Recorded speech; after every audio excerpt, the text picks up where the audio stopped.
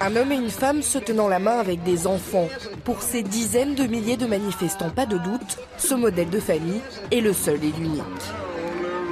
Pourquoi faire une loi pour instituer quelque chose qui n'est pas normal? On manifeste pour que les enfants aient le droit d'avoir un papa et une maman. Le problème, c'est qu'on ne peut pas changer un modèle de société, un symbole qui est aussi fort.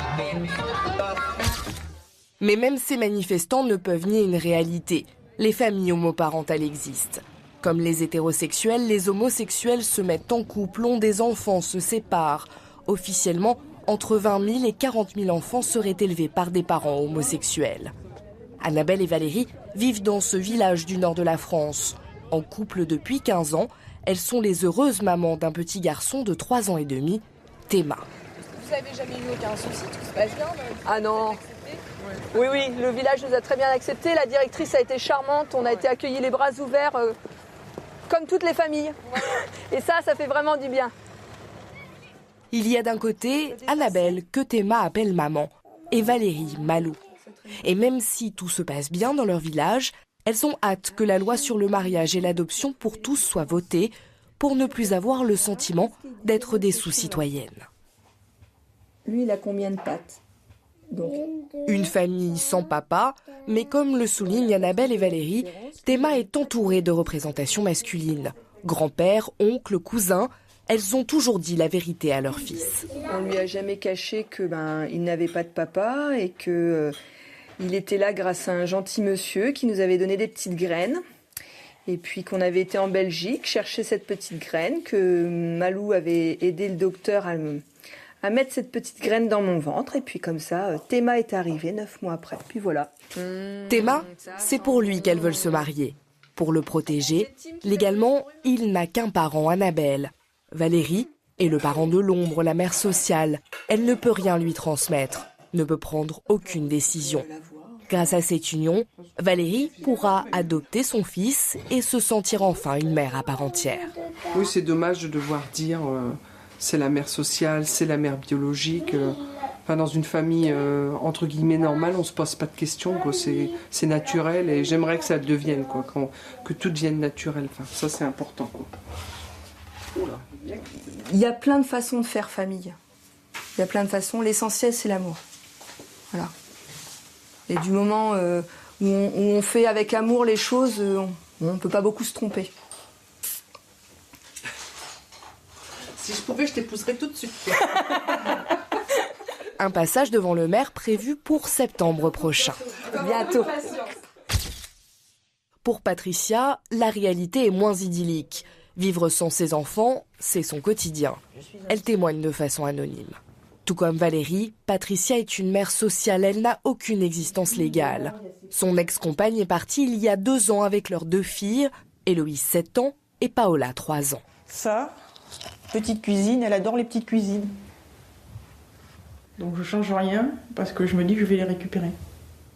Tous les jours, Mum, comme ses filles l'appellent, passe devant ses chambres le cœur serré. Elle ne voit ses enfants qu'1 heure par semaine dans un lieu public, des règles fixées par son ex-compagne. C'est vrai que des fois, quand je craque, je viens dans les chambres. Excusez-moi. Pour récupérer Héloïse et Paola, Patricia n'a pas eu d'autre choix que de porter l'affaire devant la justice. Un combat d'autant plus difficile que la future loi ne va pas l'aider. Voilà, j'ai récupéré le dossier. Les difficultés pour le parent social, ce qu'on appelle le parent social, celui qui n'est pas le parent légal, les difficultés vont demeurer exactement à l'identique, puisque évidemment il n'y aura pas de mariage possible avec l'ex-conjoint et donc pas d'adoption possible de l'enfant du conjoint. En droit français, aucune loi n'est rétroactive. Mais son vote pourra permettre d'éviter que ce genre de situation ne se reproduise. Patricia, elle sait que son combat sera long, elle se battra jusqu'au bout. Je les ai élevés, éduqués. Voulu, je les ai voulus. Je veux pas que mes filles me disent un jour que j'ai rien fait pour elles et que je les ai abandonnées. En avril 2012, Alexandre et Raphaël, des enfants élevés par des parents homosexuels, décident de créer l'association d'Éclat, des enfants comme les autres. Lassés d'entendre parler d'eux à travers des chiffres, des rapports de psychiatres, ils décident de prendre la parole. crée une page sur un réseau social, un blog où chacun est libre de partager son expérience. On n'est pas là pour dire l'homoparentalité c'est génial. Voilà, on est là pour montrer nos histoires, témoigner et montrer que voilà, c'est possible, qu'on peut bien s'en sortir. Raphaël a été élevé par 2 mamans. L'homosexualité n'a jamais été un tabou chez elle, mais très vite, elle s'est rendue compte que sa famille était différente. Naturellement, moi j'ai créé un petit mensonge pour raconter ma vie. Pas parce que j'avais honte ou quoi, mais parce que je sentais que ça pouvait gêner certaines personnes, que voilà, c'était différent. Et quand on est enfant, la différence, elle est souvent mal perçue, on est souvent jugé. La sexualité de ses parents, Raphaël ne s'en est jamais soucié, comme tous les enfants, explique-t-elle. Ses mamans se sont séparées lorsqu'elle avait 15 ans, tout s'est bien passé. Après, moi, dans ma famille, on n'a pas essayé de lutter contre les lois ou contre les faits, mais c'est sûr que ça aurait arrangé beaucoup de choses, quoi. Ça aurait été plus simple que la loi soit avec nous et rien qu'une reconnaissance, quoi. C'est plus sympa de grandir dans une famille qui existe. Le projet de loi y sont favorables. Alexandre et Raphaël ont tout de même hâte que ce débat sur le mariage et l'adoption pour tous se termine.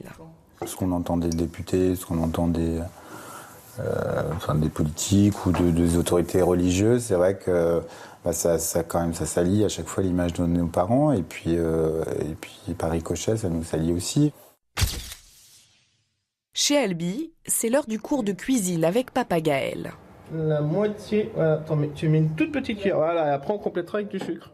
Il y a aussi Papa Didier qui élève Albi 5 ans et demi. Cela fait 2 ans qu'il est entré dans leur vie. Pour ces 2 papas adoptés, était une évidence. Il faut vraiment que ça vienne du cœur. Et moi, j'avais envie j'avais dans mes tripes d'expliquer à mon enfant qu'il avait un papa et une maman, que son papa et sa maman pouvaient plus s'en occuper et que qu'on était là pour substituer ses parents et pour s'occuper de lui et l'élever à la place de ses parents. Ils ont longuement mûri ce projet, se sont documentés, ont rencontré des parents homosexuels. Une fois convaincus qu'il n'y avait pas de risque pour les enfants, ils se sont lancés. Au bout de 6 ans, le plus beau des cadeaux, l'arrivée de leur petit garçon, un 24 décembre. Et Albi, tu te souviens quand t'es arrivé? Il faisait quel temps quand t'es arrivé? Noël. Il faisait chaud ou il faisait froid? Hyper froid. Et ce fut une grande découverte pour Albi. Dans leur village de 900 habitants, tout le monde a accepté sans problème le jeune garçon, tout comme sa famille. Une fois Albi bordé, ses papas se livrent un peu plus. Le parcours pour adopter n'a pas été évident, seul Gaël a pu faire les démarches. Bonne nuit, monsieur. Faites de beaux rêves, tout va bien. En France, pour adopter, il faut être soit un couple hétérosexuel marié ou être célibataire. Alors j'ai fait le choix, mais ça c'est personnel, de cacher et d'inventer une histoire complètement fausse où j'avais une vie hétérosexuelle, j'avais eu une vie hétérosexuelle, mais c'était bien sûr tout faux. J'étais dans le mensonge mais tout ça dans l'idée de pouvoir faire aboutir la procédure. Et je savais qu'à l'international, aucun pays n'acceptait de confier des enfants à des couples homo. Quand la loi passera, ils se marieront pour sécuriser leur famille. Pour que Didier ait les mêmes droits que son compagnon sur Albi et qu'il puisse jeter un dossier dans lequel il conserve des papiers qui prouvent qu'il a toujours été là. Des trucs importants, je le mets de côté ou je le classe de façon à ce que aujourd'hui on soit bien d'accord tous les deux. Gaël y tient autant que moi, que j'archive ce type d'informations de façon à ce que je ne peux pas légitimer mon lien avec Albi de façon légale. Je le fais en accumulant des preuves, parce que le jour où je pourrais, en cas de problème, je saurais produire ces informations. Cette famille a mis en place un autre système, la coparentalité, pour ne pas priver leurs enfants d'un père ou d'une mère biologique. Grâce à des inséminations artificielles effectuées en Espagne, les 2 couples homosexuels en ont eu 3. Nathalie est la mère biologique. Elle vit avec Carole, la mère sociale, et il y a 2 papas, Fleury et Louis. Une famille composée par leurs soins. En l'absence de loi, il a bien fallu tout faire pour protéger leur tribu. Chez les garçons, effectivement, c'est Fleury est le papa légal et Louis c'est le géniteur des enfants. Donc les papas aussi. De toute façon, bon, pour nous, évidemment, ça ne change rien.